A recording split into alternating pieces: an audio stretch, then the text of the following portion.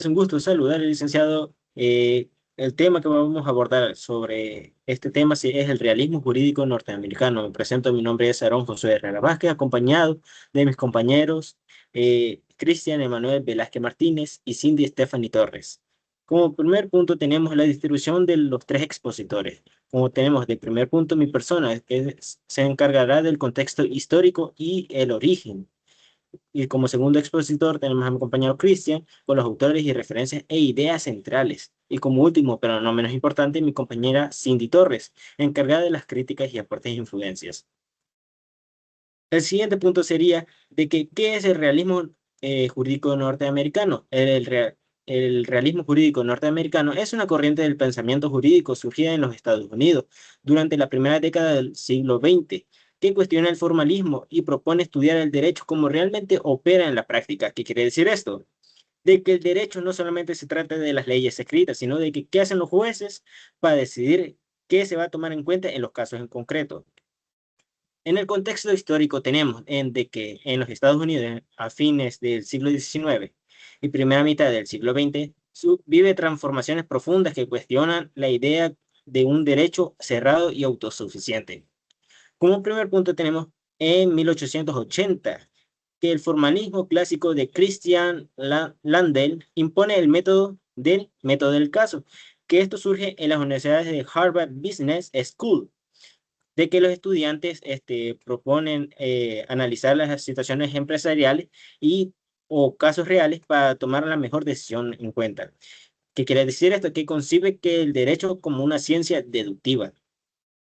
Como siguiente punto tenemos a 1897, El Camino de la Ley, publicada por Oliver Holmes, eh, que publica el ensayo de fundacionalismo, de que cómo actúa la ley en los casos, cómo se actúa la ley común, de que cómo sería la castidad de la persona, y de que el derecho como predicción de lo que se hará en los tribunales. Como siguiente punto tenemos en los años dorados, de 1920 al 30, el auge del realismo, que Carl Ledwin y Frank y la escuela de Yale en Colombia consolidan de que el movimiento como una crítica al formalismo debido a la crisis del 1929. Después tenemos a 1933 en adelante con el nuevo pacto y la reforma, de que las ideas realistas inspiran la reforma de Roosevelt y la concepción instrumental del derecho. Como siguiente punto tenemos los orígenes del movimiento. El realismo jurídico nace como la reacción frente al formalismo y se nutre de tres grandes corrientes, que sería la raíz filosófica, la raíz jurídica y la raíz científica. En la primera tenemos que el pragmatismo norteamericano como principales autores, por decirlo así, son William James y John Dewey, de que en los libros de ellos buscaban la verdad como la utilidad práctica en los casos y de que rechazaban la abstracción y los conocimientos y que un juez que tenía más conocimiento, más experiencia, era profesional o era más dedicado a su trabajo, por decirlo así. De que entre más trabajaba, era más dedicado. Y en algunos casos se dieron estos estudios y, y entre más práctica se iba dando eso. Después tenemos la raíz jurídica, de que se encarga de la jurisprudencia sociológica, de Rose Pound como precursor, de que ponía en decisión de que las leyes en los libros y las leyes en acción. También investigaba la función social del derecho y la ingeniería social jurídica. Como siguiente punto, como último, digo, es la raíz científica, el auge de las ciencias sociales, de que estudiaba la sociología, la psicología, la economía, el empirismo y la observación, basándose en los datos sobre la conducta judicial y la crítica al razonamiento abstracto. Como precursor del realismo eh, jurídico norteamericano, tenemos a Oliver Wendell Holmes Jr. Él trabajó en la Corte Suprema de los Estados Unidos entre 1902 a 1932, muriendo a la edad de 90 años en 1935. Él fue el padre intelectual del realismo jurídico norteamericano. Algunos aportes fundamentales que él hizo fueron de la teoría predictiva del derecho, de que el derecho es la predicción de lo que se hará en los tribunales en los casos concretos, el llamado Batman Test, que este correspondía de que pasaban unas preguntas que él realizaba en plenos tribunales para determinar si una persona era malvada o era un villano, como él decía.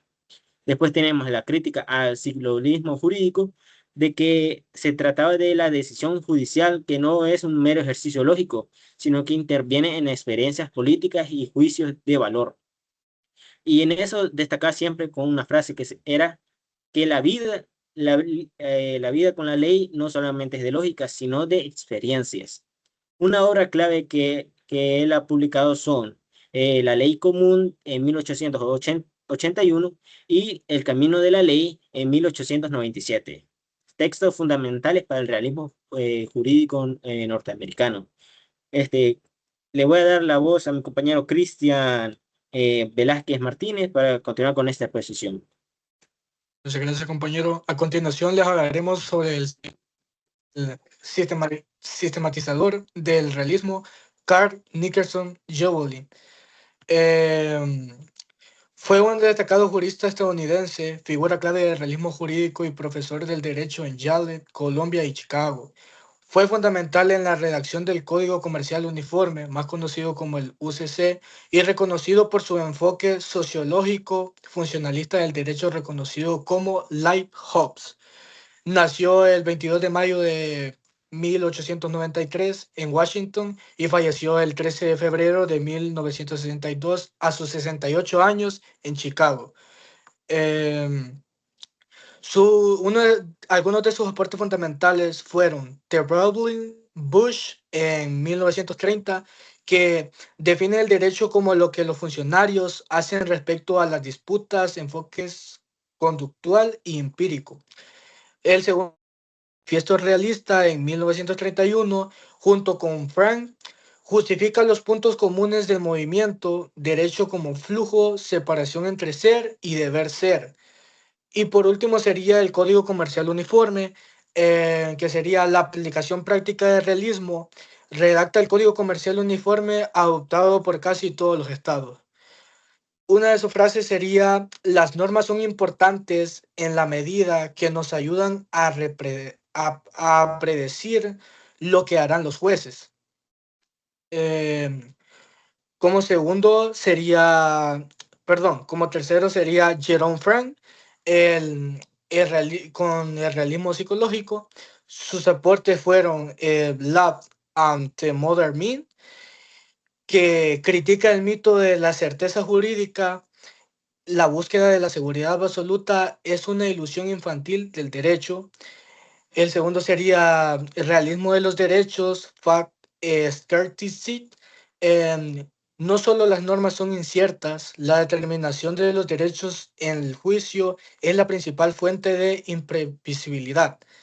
Y la tercera sería psicología y decisión judicial, influido por el el psicoanálisis. La personalidad del juez condiciona profundamente el resultado del proceso. Una de sus frases sería: el derecho es el derecho es lo que el juez dice que es, hasta que el Tribunal Superior diga otra cosa. Como siguiente les hablaré sobre las ideas centrales del movimiento, que serían en este caso 5 tesis compartidas que dan unidad al realismo jurídico norteamericano. Como primero tenemos la indeterminación normativa. Las reglas legales son ambiguas y permiten múltiples interpretaciones razonables.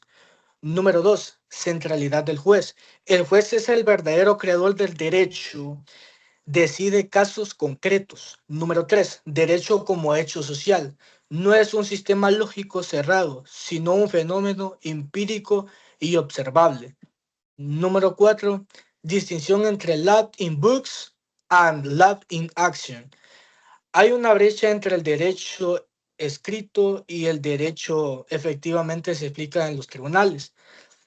Número 5, separación entre ser y debe ser. Para describir el derecho hay que suspender los juicios morales y observar cómo realmente funciona.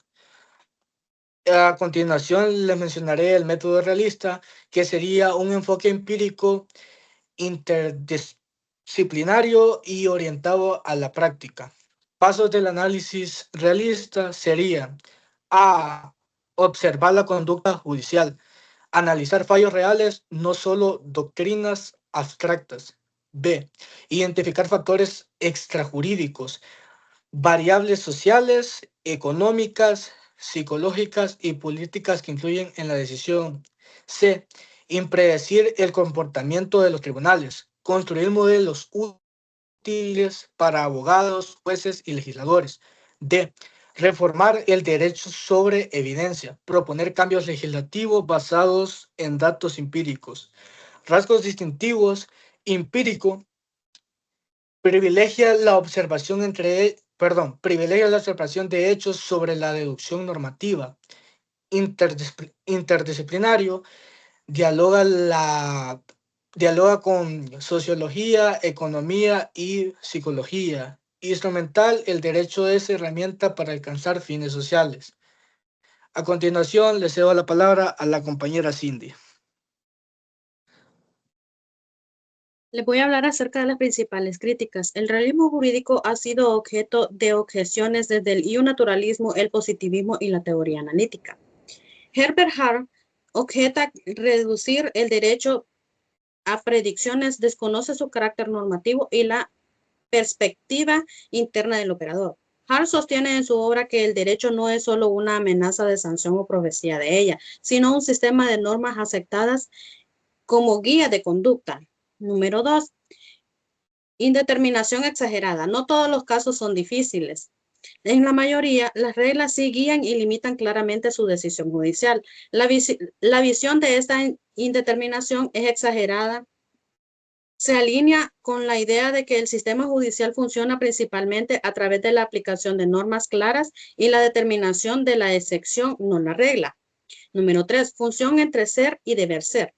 Para Longfellow y la tradición iunaturalista, omitir la dimensión moral empobrece la comprensión del derecho. Esta corriente priorizó el elemento descriptivo sobre el prescriptivo, lo que para muchos críticos es impedimento para establecer criterios de justicia. Eso convierte el estudio del derecho como una rama de la sociología y la psicología. Riesgos del relativismo. Si todo depende del juez, ¿qué garantía queda de seguridad jurídica e igualdad entre la ley? Si el derecho depende de quien lo juzgue, la seguridad jurídica e igualdad ante la ley se desvanece. Aportes del pensamiento jurídico. Pese a las críticas del realismo, dejó huellas profundas e irreversibles de la teoría y en la práctica de derecho. Análisis empírico del derecho. Inaugura la investigación basada en datos sobre cómo opera realmente la justicia. En esta práctica, el enfoque interdisciplinario utiliza métodos cualitativos y cuantitativos para examinar el derecho en acción y no como aparece en los libros. Críticas del formalismo. Desmonta la idea del juez como aplicador mecánico de reglas neutras, calificándolo como una concepción peligrosa y desactualizada que ignora la complejidad de la interpretación del derecho. Diálogo interdisciplinario. Abre el derecho a la psicología, la sociología y la economía. Es esencial para superar la fragmentación académica y entender la complejidad de la realidad social. Reformas legislativas. Inspira el New Deal del Código Comercial Uniforme, el derecho útil y reformable, adaptándose a las necesidades económicas y tecnológicas de su tiempo.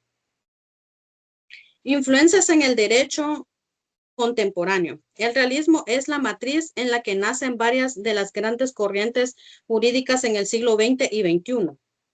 Décadas de 1970 y 1980. Realiza la indeterminación del derecho como instrumento, poder y dominación al servicio de los grupos dominantes para mantener la jerarquía.